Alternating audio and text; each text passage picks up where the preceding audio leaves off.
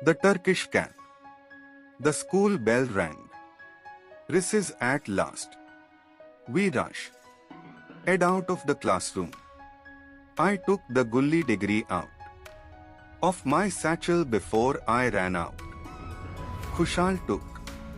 The clanda and followed me. Panna, Raghu. Bir, Brijpal, Prakash, Kaushal, Bishen, Nityanand. All dashed out, followed by others.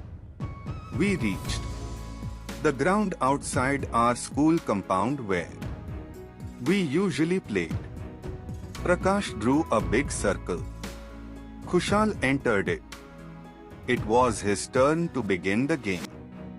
He placed the gulli in the center of the circle and took the danda to strike the gulli. The others took their positions round the circle.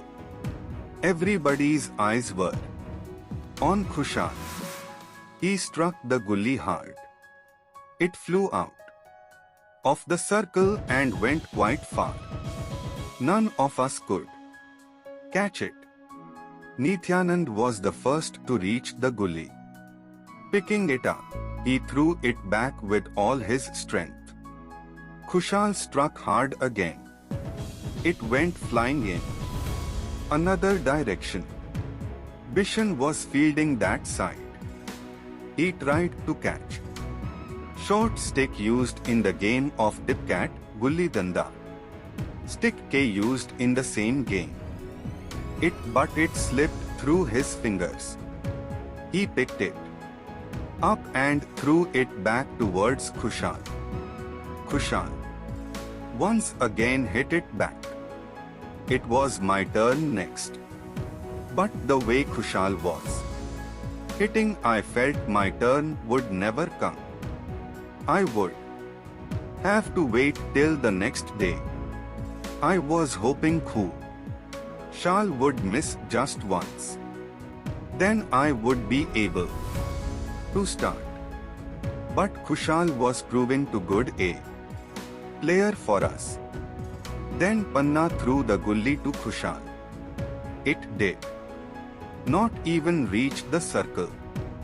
Khushal struck it forcefully towards Brijpal. Brijpal could not catch it either. It should have been an easy catch. I cursed at him for missing it.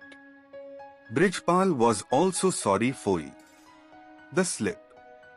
But what could he do now? He flung the gulli back with a vengeance. Khushal didn't miss this time either. The gulli was now flying towards me. I was ready to catch it, but it never came. All of a sudden there was a lot of noise. A man in Kurchi * pyjama was standing in the middle of the play field. His Turkish cap was lying on the ground upside down. The gulli seemed to have hit the cap on its way to me. The wonder of it all was that the gulli had landed inside the cap. The man was furious. "You naughty boys! See what you have done. I will teach you a lesson," he shouted. Long loose shirt worn with pyjamas. "I am sorry, sir," Khushal said promptly. "I did not do it deliberately. It just happened. But I am very sorry. Is this your playground? Why don't you play in your school compound?" the man shouted. Brijpal went up to him. "Sir, we are sorry for what happened.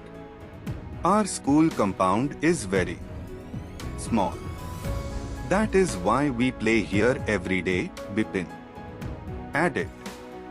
"And this is how you play here, isn't it?" the man said wryly. "I will go to your headmaster. Then you will learn how to play and where to play." Khushal and Brijpal pleaded. Sir, please excuse us. We will be careful in future. The man did not appear to be satisfied.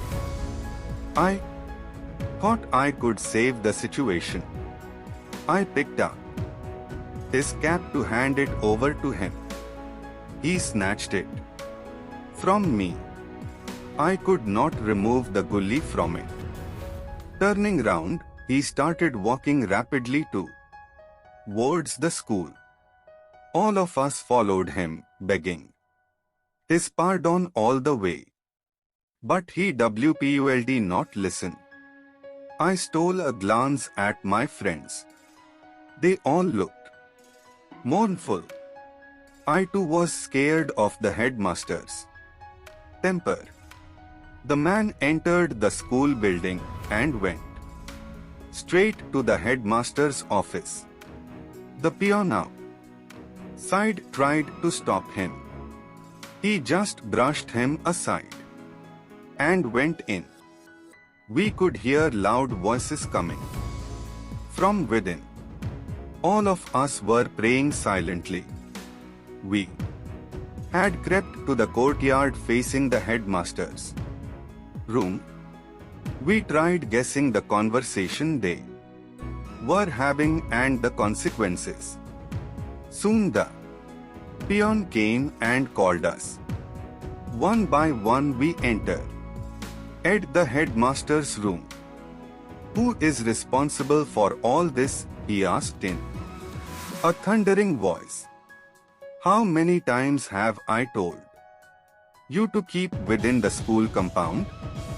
We looked at one another. No one could say a word. The headmaster raised his voice. Are all of you dumb? Why don't you speak up? I made bold to reply, Sir, we are sorry.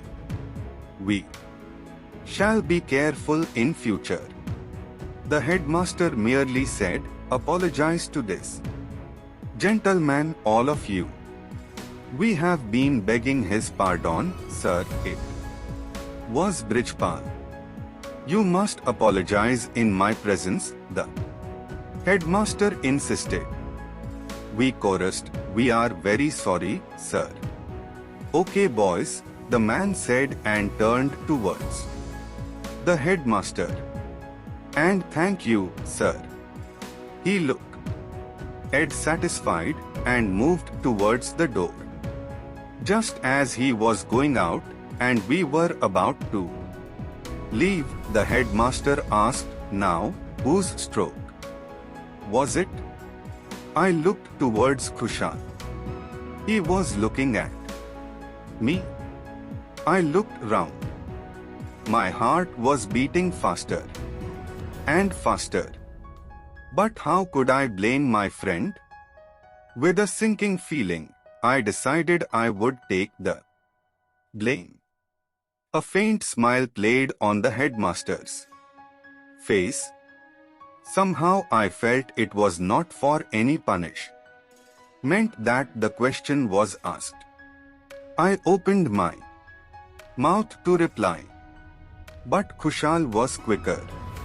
Sir, it was my stroke. I am very sorry. What a stroke, the headmaster exclaimed. You strike the gulli, hit a man's cap, make it fall, and then land the gulli inside it. A master player, no doubt. I could not suppress my laughter. But I could not laugh in the headmaster's presence either. So, I checked myself and with some difficulty managed a wide smile. When I looked round, the others were also trying to suppress their laughter. We were eager to go out and have a hearty laugh.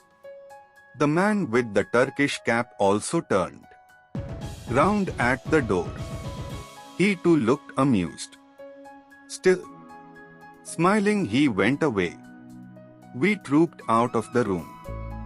Then we